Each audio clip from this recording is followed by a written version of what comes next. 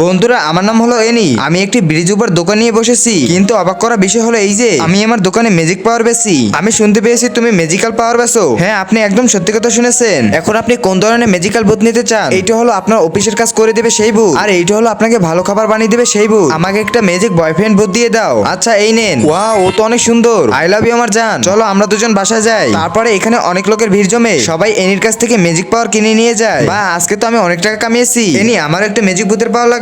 আপনি তো অনেক দেরি করে এসেছেন। আমার কাছে আর কোনো ম্যাজিক্যাল ভূত নেই, কিন্তু আমার বাসা একটি আছে, সেটিকে নিতে পারেন। আরে এই হাসান ভূত কেন গাব খাইতেছে? দেখি তোর শরীর ঠিক আছে নাকি? হায় হায়, ওর শরীরে এটা কি হয়েছে? এই হাসান ভূতের পেটের ভিতর তো অনেক বড় একটি পাথর হয়েছে। কিন্তু তুমি এটা কি বলতেছো? আরে এনি, তুমি এসব কি কথা বলতেছো? হাসান, আমার মনে হয় তুমি কারো কাছ থেকে ম্যাজিক্যাল কিছু খেয়েছো। কিছুদিন আগে লিয়ে তার বাসা আমাকে খাবার পাঠিয়ে দেখে, আর তারপর থেকে আমার পেটে মাঝে মাঝে ব্যথা করতো। তাহলে ওই খাবার খাওয়ার কারণে তোমার পেটে পাথর হইতেছিল। কিন্তু আমি তোকে অনেক ভালোবাসতাম, ও কেন এরকম করলো? নেক্সট পার্ট দেখার জন্য ভিডিওতে লাইক করে কমেন্ট করো।